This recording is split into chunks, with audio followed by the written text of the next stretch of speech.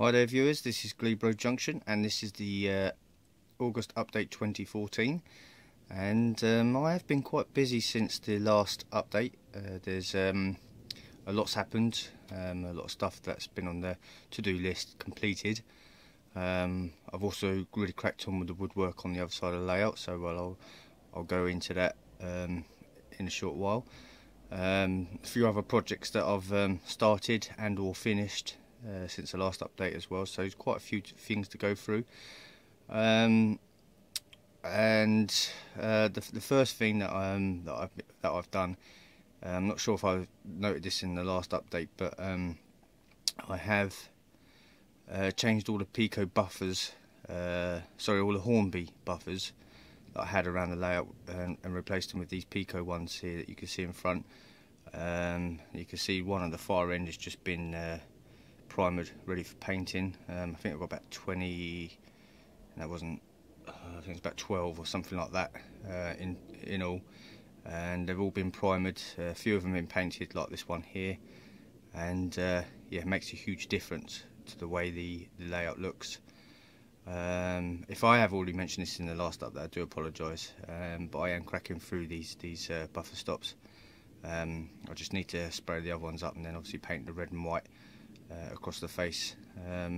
That one there's been added, well, this one here has been painted, and I say I've got a few others that have been painted which I'll show throughout the video. Okay, here's one of the others. If you remember, there was a yellow Hornby one that was in this small side, in the shunt side, and before it just didn't look right, so I've gone for the prototypical looking buffer stop, which has transformed this area, and I'm hoping it will do the same throughout the layout as well. So yeah, I'm quite pleased with how that's come out. I'm not sure whether I'm going to add a red stoplight to it or not. Maybe in the TMD, but not on small signs like this. It's not really worth it. So I say this, I think I've got 2 or 3 of them painted up so far, but still another handful left to do. Right, so the TMD area more or less remains the same. I haven't done much else to this yet. I can't really crack on with the ballast or anything like that until I've added the droppers to the track, which it should really be my next job, because it's halting any of the scenic work to be done. But like I always say, electrics is not my favourite job, so I always keep putting it off, but it's something I really need to get on with in order to get the scenic work done around the layout. Here's some more of these Pico buffers that I mentioned earlier in the video. Yeah, these ones are still to be painted. I think I've decided to put this warehouse here, which it's not going to be a turner's building, but I think I'll make it into a network rail yard building of some kind, and then just have a yard here for the vans, and there's a porter cabin, a night wing porter cabin that I've just started building, so obviously that needs to be finished off and obviously painted as well. The next thing that you may notice is I've now built the structure that goes across from the centre section and meets the other side. This is just a rough build at the moment. It still needs tidying up.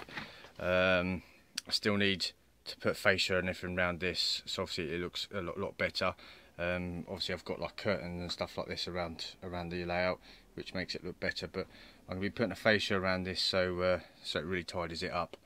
And this obviously comes around and will join up with these 2 outer lines. So I've also built the structure going around the back. Again, it's only rough at the moment, and that will be a raised hill section with like bridges and tunnels for cars, etc. This will be like an industrial area or something like that below it. This section here between the 2 bits will be like a hillside. I've started to do the points, but I think what I've done is I've added the 2 outer points in the wrong place. I should really put them after the inner points, so obviously it can join up. That's something that I'll probably change. What I've done here is added a little siding, because next to it will be like a bridge tunnel for the cars, and it's going to be kind of copied of an area where I live. and hopefully that should turn out quite well. This obviously this where this siding is, the line will eventually run into the second inner line. I just need to get another point in order to join that up. And down here I will have programming track just below here. So this is just this area here will be a non-scenic section, so it will be sealed off with wood all the way around, and I'll just have a programming track there, and a bit for all my electrics. That obviously just runs all the way around the back, and up to my turner's depot. And then obviously at the back I'll have a town section, but behind the desk here I'm going to have about a foot's worth of the baseboards there for paints and stuff like that, just to extend the work area, because it's not really big enough at the moment. Yeah, so that's what I've done for that area. Obviously I've now got the lines are now connected, so I've got 4 running lines at the moment. I have also just been going around just adding the extra sleepers for where the track connects up. Obviously you have gaps, so I've just gone round most of the T&D area and added all the extra sleepers so they're not missing, because I tend to have the habit of ballasting and not adding them in, and then obviously trying to get them in after you ballast is a difficult job. So I managed to get them in before I got round, or before I get round to do the ballasting. Okay, so the next thing I've been doing is this bridge section. The retaining wall is more or less done. I think it still needs weathering. I think I've added most of the washers that I need. I mean, if I got closer, you can see it does look better. I need to do something with the grey concrete stripping. I think I might need to add some kind of lines to represent separate slabs of some kind. But it's getting there. So I mean, the tunnel mouth is more or less finished. It's been weathered as well. Obviously the ballast and everything needs to be done, but I can't do that until the droppers have been added. But the retaining wall still looks a bit bare, but I think once the ballast and that's been added, and I've added all the little detail, I'll be adding wiring that will run across the bottom all the way across, that I've seen on retaining walls. So that will add a bit more detail to the wall, so it don't look so plain. The top of the tunnel, I have now added the road. I decided to hand paint the white lines, and they didn't come out too well. I'd gone and done the road, but I used a different method to what I did in the other bridge, and it didn't come out as well. So I might go back to that and redo that. The track up here has now been done. The ballast is down, glued, it's been weathered, and obviously I've added some wild grass around the area as well. So obviously this area here where it joins up, this will all have to be redone as well, because obviously this is the concrete plant, or whatever it is. They will be loading the trains here, so this is just going to be like a siding for the hoppers to take the gravel. So that'll all be implemented and joining together, so that will look half decent, and hopefully this corner will look a bit more open, so something you can see, whereas before it was just it looked like it was hidden, it wasn't there. So I've decided to try and open out the corners a lot more, same as around the other side with the turner's depot, where I've turned it around. It's made the layout look a lot bigger. As you can see, it looks a lot better now. So yeah, so that's what I've been doing over here. Yeah, so I've started to do the hillside that runs down the side of the tunnel mouth. It's not as deep and as wide as I was hoping it was going to be. I think I cocked it up a little bit. I should have made it a lot higher and a lot wider, but I'm happy with it as it is. I mean, it's obviously used plaster cloth, and then I've painted like a couple of coats of earth colour, a couple of greys in there, and then just put some fine scatter down, and then let that dry overnight, and then just added static grass. Some bushes and that may need to be added as well. I've only just finished the static grass. The static grass dried overnight last night, and I just hoovered most of it up today, and they made it look really wild. So obviously most railway embankments are quite wild, so it looks okay. The tree I've added in, but I'm unsure whether it fits in there or not. I don't know. Normally I go with my gut instinct. If I'm not happy with it the first time, then I normally change it. So I'm not 100% with it yet, but I'm hoping it'll grow on me the next couple of days. Maybe I need some smaller trees all the way around the hillside, or some bushes, wild bushes may look better. So same with the line side hut there. I've moved it from where the TMDs have put it there, and I'm not sure about that yet either, but I think once the ballast and everything's been added, I've got some chinchilla powder as well, which is like a really fine ballast, and I'll add that around there. It looks a lot better once that's in place. But I think that line side hut may look alright once the ballast and everything's down. Okay, so I've got a couple of other projects on the go at the moment, and this being one of them. This is a laser cut signal box kit. It's come from L-Cut Creative, I think they're called. You can order it online. It's just yeah, it's just a laser card cut kit, more like a bit like balsa wood in a way, but I think it is card or something like that. This obviously just comes as a kit that you just glue together, and I'm about halfway through this. The brickwork has been done. It's finished painted and weathering. I've still got to do all the window frame white. The roof needs a few more washes. That's only the first coat on top, so obviously it needs a good clean up. The steps or the stairs, they need I think they need repainting as well, because they look a bit too white. I think I'm going to do them in an off cream colour, and then just obviously painted the doors blue, and then obviously all the fascias and stuff like that need to be painted as well. This model, I mean, obviously once it's completed, the roof at the moment does come off, because I need to add some interior.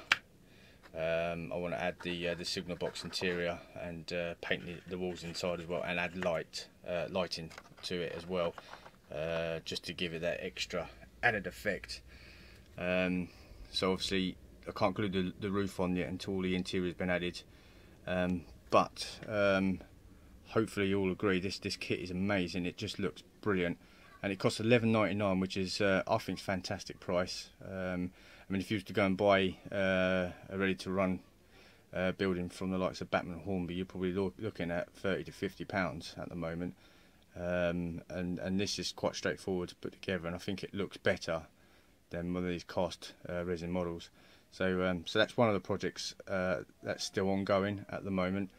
So I spent quite a long time on this. I wanted a break to start another project, which I think I've more or less finished today, which I will show you now.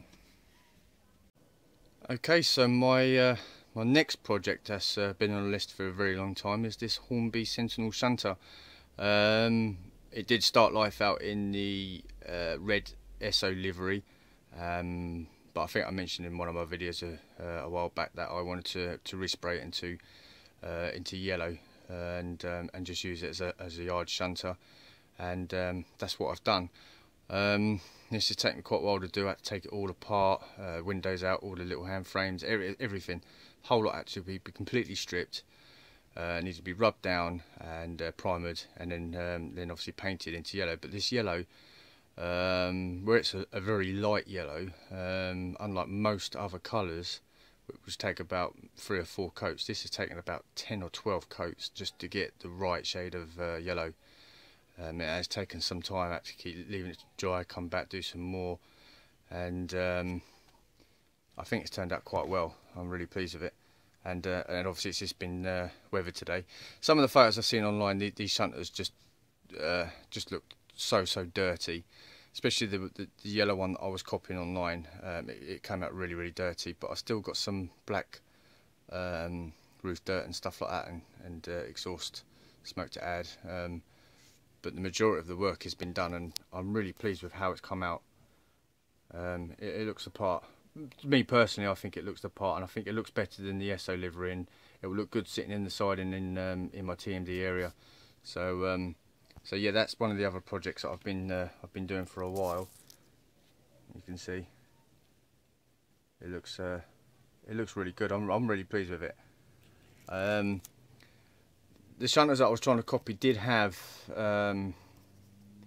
number 1 and number 2 shunter written on the side, which I may do. Whether I'll get transfer or paint it by hand, I don't know yet. But for the moment, I'm happy with how it looks. And to be honest with you, I don't really use my shunters that much anyway, so it's just something to sit in the side and just to make the layout come to life a bit more. One of the next projects that I have got on the list that I've been wanting to do for such a long time is get my hands on a Plaza Tampa unit.